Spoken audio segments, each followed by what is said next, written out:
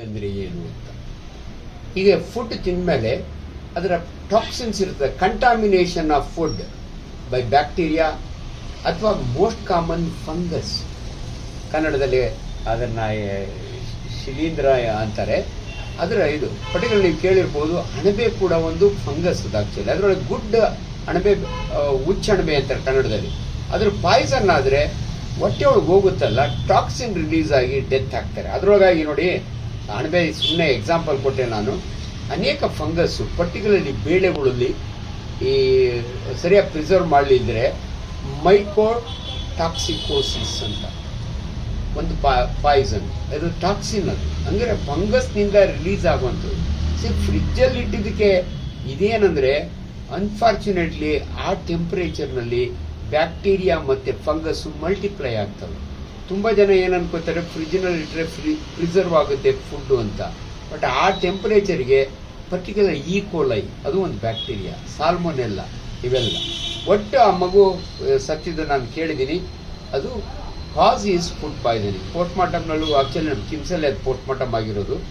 ಅದ್ರ ರಿಪೋರ್ಟು ಕೂಡ ನಾನು ನೋಡಿದ್ದೀನಿ. ಬಟ್ ಅವರು ಅದರಿಂದ ಆರ್ ನಾಟ್ ಏಬಲ್ ಟು ಅದನ್ನು ಡಿಟೆಕ್ಟ್ ಮಾಡಲಿಕ್ಕೆ. ಪ್ರಾಬಬಲಿ ಈಕೋಲೈ ಪಾಯ್ಸನ್ ಇರ್ಬೋದು ಅಥವಾ ಫಂಗಲ್ ಪಾಯ್ಸನ್ ಇರ್ಬೋದು ಅಂತ ಕೊಟ್ಟಿದ್ದಾರೆ. But it is very clear. ಅದಕ್ಕೆ ಇದರಿಂದ ಒಂದು ಲೆಸನ್ ನಿಮ್ಮ 18 ನ್ಯೂಸ್ನಿಂದ ನಾನು ಜನಗಳಿಗೆ ಒಂದು ಸಂದೇಶ ಏನಂದರೆ, ದಯವಿಟ್ಟು ಸ್ಟೇಲ್ ಫುಡ್ಡು, ಇಂಪ್ರಾಪರ್ಲಿ ಪ್ರಿಸರ್ವ್ಡ್ ಫುಡ್ಡು, ತುಂಬ ಹ್ಯಾಂಡಲ್ ಮಾಡಿರ್ತಾರಲ್ಲ ಅಂಥ ಫುಡ್ಡನ್ನು, ಅದರ ಟಾಕ್ಸಿನ್ ಇರುತ್ತೆ. ಸೊ ಅದರಿಂದ ಅಂಡ್ ಭಾಳ ಸಾರಿ ಈ ಲಿಸರ್ಡ್ ಪಾಯ್ಸನ್ ಅಂತಾರೆ, ಹಲ್ಲಿ ಬಿದ್ದುಬಿಟ್ಟಿತ್ತು ಅದನ್ನು ತಿಂದು ಸತ್ತೋಗ್ತು ಅಂತಾರಲ್ಲ. ನಿಮ್ಗೆ ಹೇಳ್ತೀನಿ, ಹಲ್ಲಿ ಪಾಯ್ಸನ್ ಅನ್ಸಲ್ಲ. ಎಲ್ಲೋ ಅಡುಗೆ ಮಾಡಿಟ್ಟಿರ್ತಾರೆ, ಅದರ ಹಲ್ಲಿ ಬಿದ್ದು 4 ಅವರ್ ಆಗಿರುತ್ತೆ. ಸತ್ತೋದ್ಮೇಲೆ ಅದಕ್ಕೆ ಇರುವೆಗಳು ಮುಚ್ಕೋತಾರೆ, ಬ್ಯಾಕ್ಟೀರಿಯಾ ಬಂದು ಸೇರ್ಕೊಳ್ತಿದೆ. ಅದರ ಟಾಕ್ಸಿನಿಂದ ಸಾಯ್ತಾರೆ ಹೊರತು ಹಲ್ಲಿ ಪಾಯ್ಸನ್ ಇಲ್ಲ. ಸೊ ಇವು ಜನಗಳಿಗೊಂದು ಇನ್ಫಾರ್ಮೇಷನ್ ಇರಲಿ ಅಂತ ಹೇಳ್ತೀನಿ. ತುಂಬ ಜನ ಹಲ್ಲಿ ಬಿದ್ದಿದೆ ಅಂದರೆ ಸುಮ್ಮನೆ ವಾಂತಿ ಮಾಡೋಕ್ಕೆ ಶುರುತ್ತಾರೆ, ಮಾಸ್ಟ್ ಹಿಸ್ಟೀರಿಯಾ ಅಂತೀವಿ ನಾವು.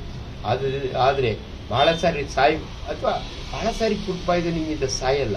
ಪರ್ಟಿಕ್ಯುಲರ್ಲಿ ಫಂಗಲ್ ಟಾಕ್ಸಿನ್ ಇರುತ್ತಲ್ಲ, ಅಫ್ಲೋಟಾಕ್ಸಿನ್ ಅಂತೀವಿ, ಮೈಕೋಟಾಕ್ಸಿನ್ ಅಂತೀವಿ.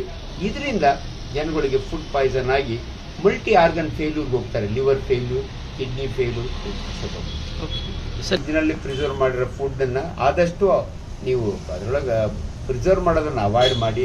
ಏನೋ ಬರ್ಡೇ ಒಳಗೆ ಕೇಕ್ ಮಿಕ್ತು ಅದನ್ನು ಎಲ್ಲರೂ ಮುಟ್ಟಿರ್ತಾರೆ, ಅದನ್ನು ತಿರುಗಿ ಫ್ರಿಜ್ನಲ್ಲಿ ಇರೋದನ್ನು ಅವಾಯ್ಡ್ ಮಾಡಿ.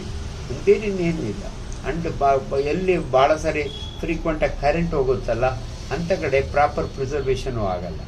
ಸೊ ಹಂಗಾಗಿ ಇವೆಲ್ಲ ಪ್ರಿಕಾಷನ್ಸ್ ತೊಗೋಬೇಕು. ದಯವಿಟ್ಟು ಅದನ್ನು ತಂಗಳ ಪೆಟ್ಟಿಗೆ ಅಂತಾರೆ ಟಿಪಿಕಲ್ ಆಗಿ.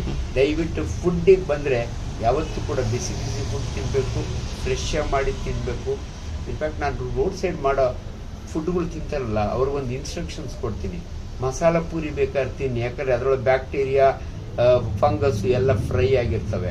ಆದರೆ ಪಾನಿಪುರಿ ಮಾತ್ರ ಉಪಯೋಗಿಸ್ಬಿಡಿ, ಯಾಕಂದರೆ ಪಾನಿ ಒಳಗೆ ಬೆಳ್ಳು ಹಾಕ್ತಾನೆ ಇರ್ತಾರೆ. ಆ ಪಾನಿ ತಣ್ಣಗಿರುತ್ತೆ, ಪಾನಿ ಒಳಗೆ ಬ್ಯಾಕ್ಟೀರಿಯಾ, ವೈರಸ್ಸು, ಅಮೀಬೆ ಎಲ್ಲ ಈಜೊಡಿತಿರ್ತವೆ, ಅದರಿಂದ ಡಯೇರಿಯಾ ಆಗುತ್ತೆ. ಸೊ ಫುಡ್ ಪಾಯ್ಸನ್ ಅಂದರೆ ವಾಂತಿ, ಬೇದಿ. ಅದಕ್ಕಿಂತ ಸಿವಿಯರ್ ಅಂದರೆ ಇದಾಗಿ ಅನ್ಕಾನ್ಷಿಯಸ್ ಆಗಿ ಡೆತ್ ಆಗ್ತಾರೆ. ಅದರಿಂದ ದಯವಿಟ್ಟು ರೆಫ್ರಿಜಿರೇಟೆಡ್ ಫುಡ್ಡನ್ನು ಎಮರ್ಜೆನ್ಸಿಗೆ ಇಟ್ಕೊಳ್ಳಿ. ಇಬ್ಬರು ವರ್ಕಿಂಗ್ ಕಪಲ್ಸ್ ಇದ್ದರೆ ಆದಷ್ಟು ಅವಾಯ್ಡ್ ಮಾಡಿ ಅಂತ ನನ್ನ ಸಿನ್ಸಿಯರ್ ಅಡ್ವೈಸ್.